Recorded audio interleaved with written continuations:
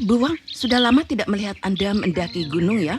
Iya, kamu juga tahu, sejak mertua saya kena stroke, keadaannya tidak terlalu baik.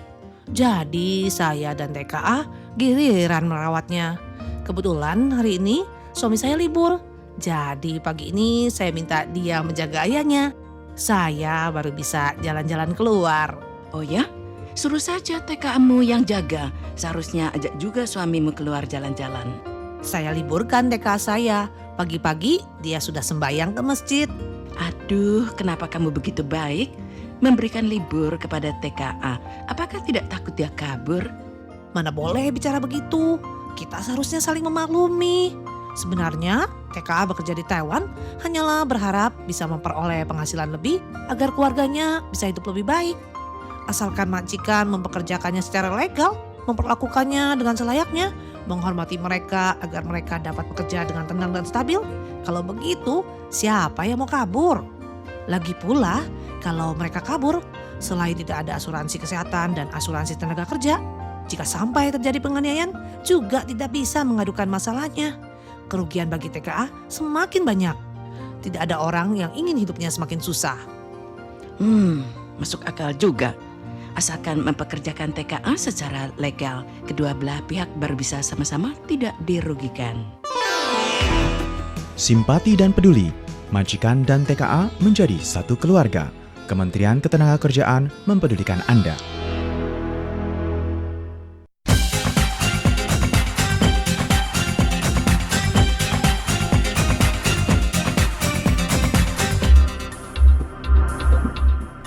Bergabung kembali dengan Radio Taiwan Internasional, siaran bahasa Indonesia dalam acara Info Kita. Dari ini kembali bergabung kembali kami duo di sini, saya Yunus Hendri. Dan saya Aditya. Kita akan menghadirkan informasi-informasi penting teman-teman ya, ke dalam ruang dengar Anda. Yang pertama adalah mengenai yaitu adalah penggunaan kendaraan roda 2 listrik mikro teman-teman ya. Dan saat ini ada namanya kendaraan roda 2 listrik mikro dan juga sepeda listrik teman-teman. Dan apa bedanya? Yang pertama adalah kendaraan roda 2 listrik mikro yang tidak mempunyai pedal, yaitu adalah kendaraan roda 2 bertenaga penggerak utama listrik yang telah lolos uji sesuai tipe dengan batas kecepatan mengemudi maksimum 25 km per jamnya dan juga dengan berat kendaraan yaitu di bawah 40 kg tidak termasuk baterai atau di bawah 60 kg ini termasuk baterai teman-teman. Dan berikutnya adalah mengenai sepeda listrik teman-teman ya, yaitu adalah kendaraan roda 2 bertenaga penggerak utamanya adalah tenaga manusia dan juga listrik sebagai tenaga pembantu yang telah lolos uji sesuai dengan tipe yang berlaku. Dengan batas kecepatan yaitu mengemudi maksimum 25 km per jamnya dengan berat kendaraan itu yaitu adalah di bawah 40 kg. Dan juga teman-teman belilah kendaraan yang memenuhi persyaratan sehingga Anda juga akan tenang mengemudikannya, yaitu adalah kendaraan roda 2 listrik mikro. Ini harus mempunyai perlengkapan keselamatan lampu depan, lampu belakang, lampu sein, lampu rem, kaca spion, dan lainnya.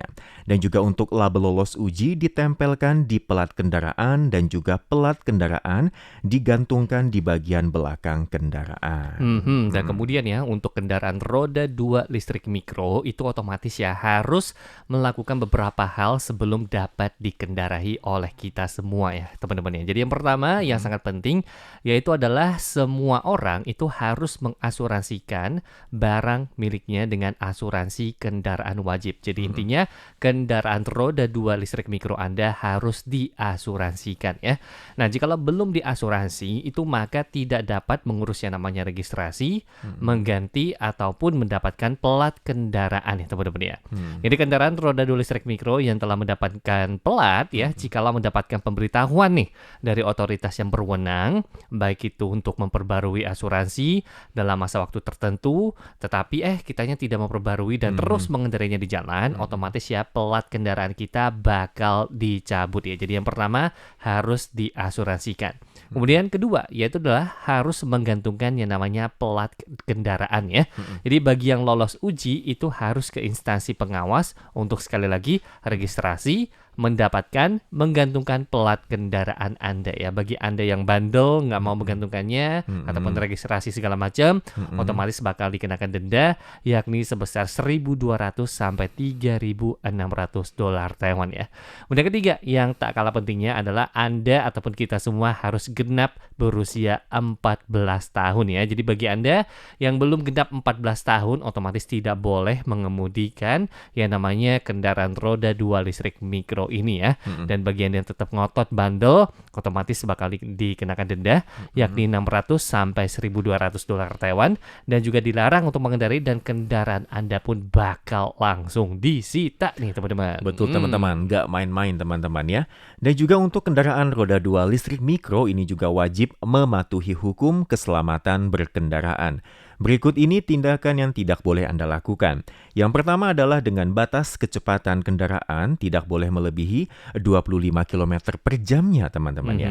Pelanggaran mengemudi ini juga akan didenda berkisar 900 hingga 1.800 dolar Taiwan. Dan berikutnya juga tidak boleh membonceng teman-teman ya.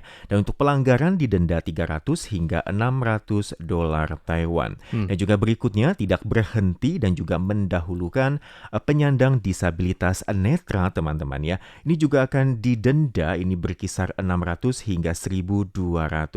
Dan jika tidak mendahulukan pejalan kaki, ini didenda 300 hingga 1.200 dolar Taiwan.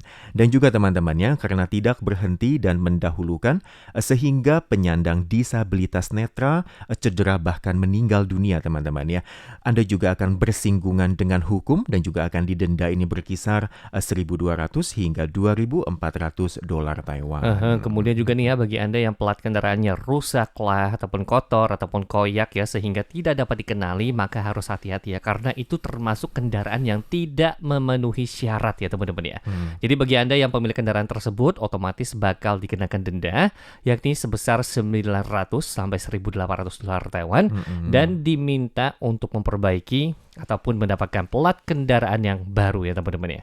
Kemudian yaitu adalah bagi Anda yang tidak memakai helm, itu juga termasuk pengemudi yang tidak mematuhi peraturan ya.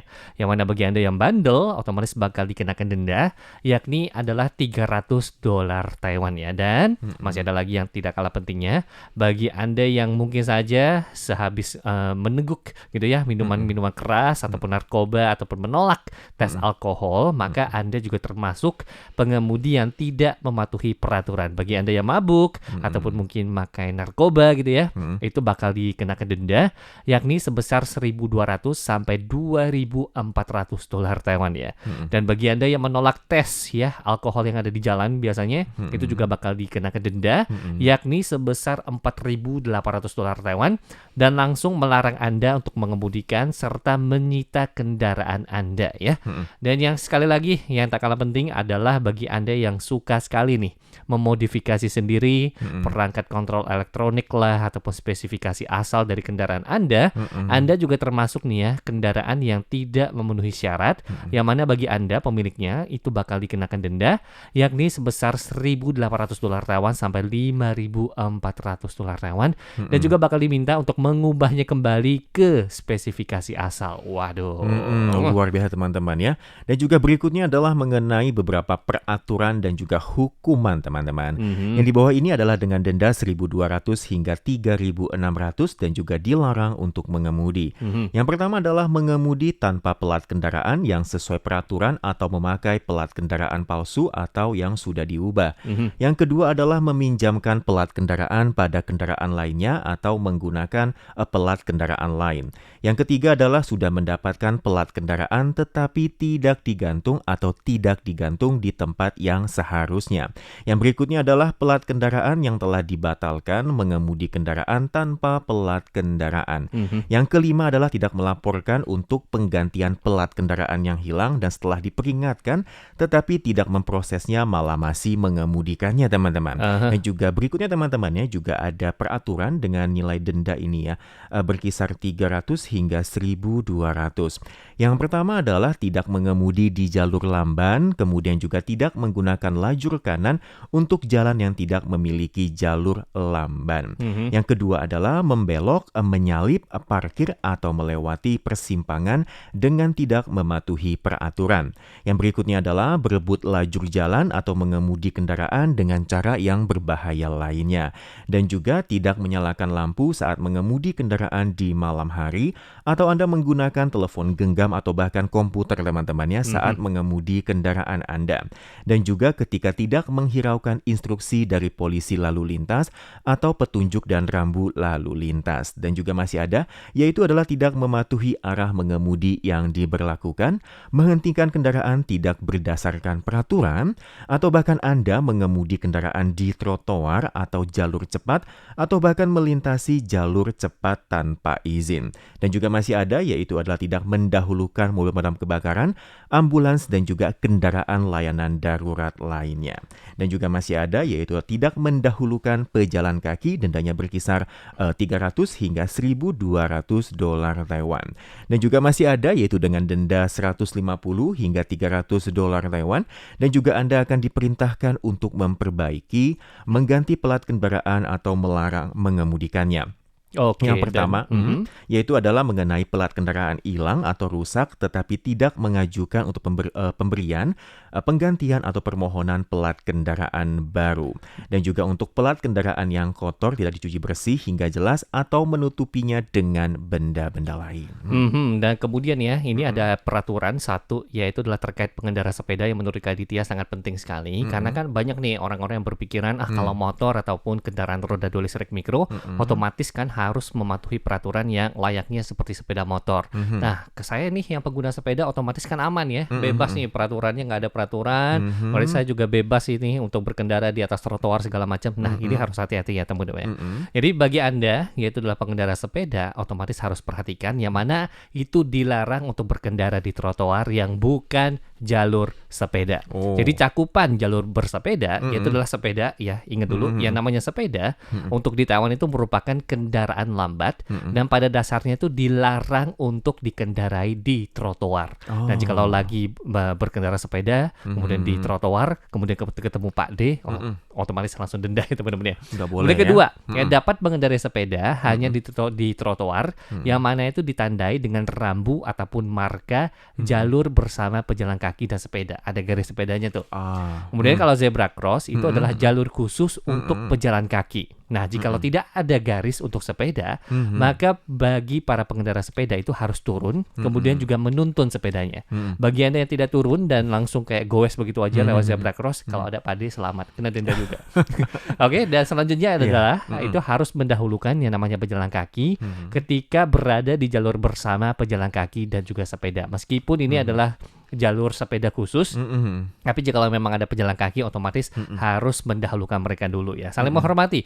Jadi melanggar dengan berkendara di trotoar dan juga jalur penyeberangan, kita sebagai pengendara sepeda itu bakal dikenakan denda yakni sebesar 300 sampai 1.200 dolar Taiwan ya. Maka dari itu harap ya teman-teman semua, teman kita semua untuk mematuhi peraturan ya bersepeda, juga melindungi diri sendiri dan juga melindungi pengguna-pengguna jalan lainnya. Setuju ya dengan kata Kak Adit teman-teman ya. Jadi ketika kita bersepeda ya, maka berjalanlah di jalur yang telah ditentukan teman-teman ya. Dan juga berikutnya kita akan membahas mengenai beberapa peraturan yang tidak kalah penting lainnya teman-teman. Yang pertama adalah demi menjamin kesehatan masyarakat dan juga melindungi produk pertanian dan peternakan lokal, maka semenjak tanggal 1 Oktober 2008, bagi para pendatang yang membawa produk pertanian dan juga peternakan beserta produk lainnya, ini harus melaporkan ke kantor Bea Cukai atau mengajukan permohonan pemeriksaan kepada kaunter Biro Inspeksi dan Karantina Kesehatan Hewan dan Tumbuhan. Bagi pelanggar juga akan dikenakan denda ini berkisar 3.000 dolar Taiwan ke atas, dan juga untuk pelanggar kasus tertentu yang berat ini akan berurusan dengan hukum. Tanaman dan juga barang-barang lain yang dikirimkan melalui pos ini harus memenuhi peraturan karantina baru dapat diambil setelah melewati persyaratan karantina karantina. Anda bisa menghubungi nomor 02 2343 1401 untuk informasi mengenai persyaratan karantina. Dan selanjutnya nih ya teman-teman ya, Departemen Kesehatan dan juga Kesejahteraan Kantor Biro Kesehatan Nasional itu sedari tanggal 1 November 2009 yang lalu itu memberlakukan yang namanya peraturan baru terkait Undang-Undang Larangan Bahaya Merokok, yang mana di dalamnya nih termasuk larangan merokok untuk lokasi kerja dan juga tempat-tempat umum yang terdapat 3 orang ataupun lebih ya teman-teman ya. Jadi perokok yang melanggar peraturan itu bakal dikenakan denda yakni sebesar $2.000 sampai $10.000 Taiwan, dan pintu masuk di lokasi larangan merokok itu harus ditempel yang namanya tanda peringatan larangan merokok yang jelas, dan bagi lokasi yang tidak ditempel tanda larangan merokok itu bakal dikenakan denda yakni sebesar $10.000 sampai $50.000 Taiwan ya. Nah, jikalau teman-teman tidak jelas nih apakah tempat tersebut adalah area merokok atau enggak, otomatis ya teman-teman itu dapat menghubungi saluran hotline dengan nomor 0800 531 531 untuk mendapatkan informasi. Nah, jikalau teman-teman ya memiliki keinginan nih untuk berhenti merokok gitu ya, otomatis juga dapat menghubungi saluran hotline dengan nomor 0800 63 63 untuk mendapatkan pelayanan konsultasi. Betul teman-teman, dan berikutnya mengenai undang-undang atau hukum Taiwan yaitu perlindungan hewan menetapkan bahwa bagi siapa saja pun tidak diperbolehkan melakukan penganiayaan, penyiksaan, dan melukai atau menyakiti hewan, bahkan tidak boleh sembarangan membantai anjing, kucing teman-teman ya. Hukuman paling berat dikenakan ini hukuman pidana atau kurungan penjara ini di bawah 2 tahun teman-teman. Dan juga akan dikenakan hukuman denda ini di atas 200.000 dan di bawah $2 juta Taiwan. Dan ketika menjual atau mengkonsumsi daging anjing atau kucing juga akan dikenakan hukuman denda ini di atas 50.000 dan di bawah $250.000 Taiwan. Kemudian ya selanjutnya itu adalah dilarang nih untuk mengirim uang melalui jalur yang ilegal ya teman-teman ya. Jadi bagi oknum yang menyediakan jasa pengiriman uang ilegal itu dapat ditindak berdasarkan Undang-Undang Bank Pasal 29 ayat 1, Peraturan Manajemen Pengiriman dan juga Pertukaran Mata Uang Asing Pasal 22 ayat 1 terkait peraturan larangan untuk selain bank, pihak lain tidak boleh menyediakan pelayanan pengiriman uang. Kemudian juga perdagangan pertukaran mata uang asing ilegal itu tidak dibenarkan ya, yang mana harus menerima tanggung jawab hukum, dan selain itu sering terjadi nih perselisihan dalam pelayanan pengiriman dan juga pertukaran mata uang asing tersebut ya. Oleh karena itu kita semua hendaknya melakukan transaksi pengiriman uang melalui organisasi keuangan resmi seperti bank ya contohnya, untuk mencegah terjadinya penipuan atas uang yang didapatkan dengan susah payah ya teman-teman ya. Dan selain itu di masa sekarang ini telah ada juga nih sebagian bank yang sudah menyediakan pengiriman uang ke luar negeri melalui mesin ATM lah. Jadi itu ya fungsinya agar kita semua dapat melakukan pengiriman secara leluasa dan juga aman. Betul teman-teman. Dan berikutnya adalah juga singkat aja teman-teman ya. Untuk melindungi hak Anda dalam membuka rekening bank di Taiwan, maka disarankan untuk membuka rekening pembayaran interbank di Taiwan untuk mempermudah Anda ini menarik uang secara interbank di kemudian hari teman-teman ya.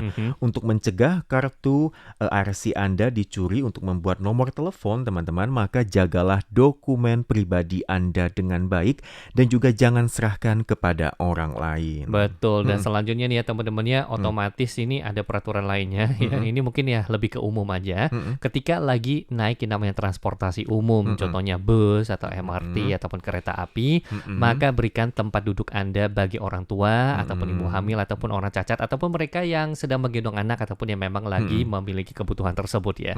Jadi harap secara inisiatif memberikan tempat duduk itu, kemudian juga jangan duduk di tempat duduk prioritas yang ada. Dan yang terakhir mungkin bagi Anda yang suka buka TikTok ataupun yang sering bikin konten, kalau bisa juga ketika lagi rekam video, jangan sampai ya video tersebut merekam majikan Anda ataupun orang-orang lain tanpa persetujuan dari mereka, kemudian Anda langsung mengunggah di luar sana. Itu juga termasuk pelanggaran ya teman-teman ya. Jangan teman-teman ya.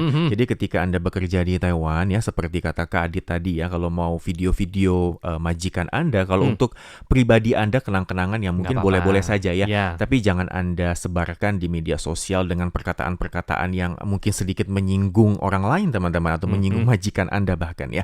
Ini juga bahkan bersinggungan dengan hukum. Baik teman-teman, dan semoga saja informasi ini berguna bagi Anda. Saya Yunus Hendri. Nah, tadi dia. Kita akan bertemu kembali di pekan mendatang. Sampai jumpa.